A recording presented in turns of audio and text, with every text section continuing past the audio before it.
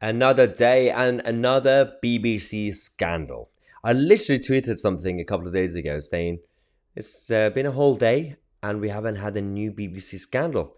And yes, it's happened. So, the BBC chairman, Richard Sharp, who is close friends to Boris Johnson, the original scandal was weeks ago, which was about Boris Johnson meeting someone through Richard Sharp who lent him some money because Boris was going broke. And then at the same time, around the same period, Richard Sharp was given the role of BBC chairmanship by Boris Johnson. That's still going on, the investigation. We've discovered something new, ladies and gentlemen. Basically, the BBC chairman, Richard Sharp, helped a friend land a top role at the BBC. So, again, if someone has qualities and they're based on merit, it's fine. If they deserve a job, they get a job. But considering the precedent and the trend that we've seen when it comes to these people, and the BBC and the establishment, it's usually the personal connections doesn't always bring you high skill and merit. So the PPE contracts during the lockdown days was a perfect example. They fast-tracked a lot of contracts because it was easier to find someone who could provide PPE if they happened to be your neighbor. Apparently that was normal.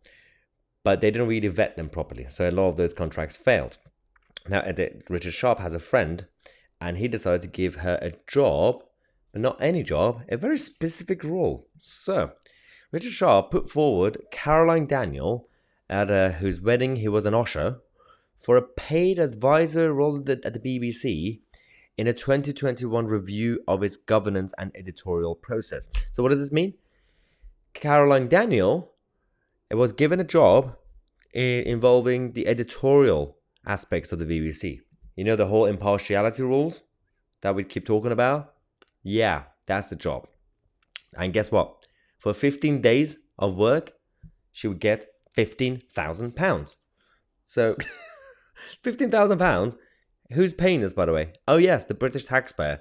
Those who pay the license fee. But of course, the BBC also received grants and helps from the British government, which means even those who don't pay their TV license, you're still contributing to the BBC. Let's not forget. Yeah, so those who get excited and say, hey, I don't pay TV license, I'm fine. Yeah, it doesn't really work that way, unfortunately. They're still taking our money. So, Richard Sharp, who's 67, a former Goldman Sachs banker, is a close friend of Caroline Daniel and her husband, who is an ex-Emmerdale actor, Christopher Villiers. Sharp was an usher at their wedding in October 2019 at St. James's Piccadilly in central London. It is understood that he also introduced the couple. The wedding was officiated by Reverend Lucy Winkert, a regular contributor to Thought for the Day on BBC Radio's 4 Today programme, and the reception was hosted at the neighbouring Royal Academy of Arts, of which Sharp was formerly chairman of trustees. So they're all connected. It's brilliant. Daniel, who's 51, is a partner at the City Public Relations Agency, Brunswick, and was formerly editor of the Financial Times Weekend. Oh, she's an FD person. Wow. It's not good. She has not yet declared her own personal interests to the BBC, but the corporation claims that they will be published shortly. So she was working for FT, the pro-EU globalist entity. Now that's the biggest problem of the story, by the way. It's just not really healthy to have this toxic culture in the establishment. And the reason I say establishment, because it's beyond politics. You have the cultural institutions, arts, the media, BBC, Parliament, civil service. It's everything that we have to keep talking about these stories now that we have the platform, now that new media is on the rise, because these things have always been happening for decades and centuries. But now we have the power of access to information and democracy. We are talking about this not because we want to bring down the system like anarchists. We want to bring down the system to do actual proper reforms. We want to actually completely cleanse the system and drain the swamp of the establishment. We want to do it because we care about the country, because we care about people, because we care about meritocracy. We need actual accountability and power to the people. That's the only reason we're doing this.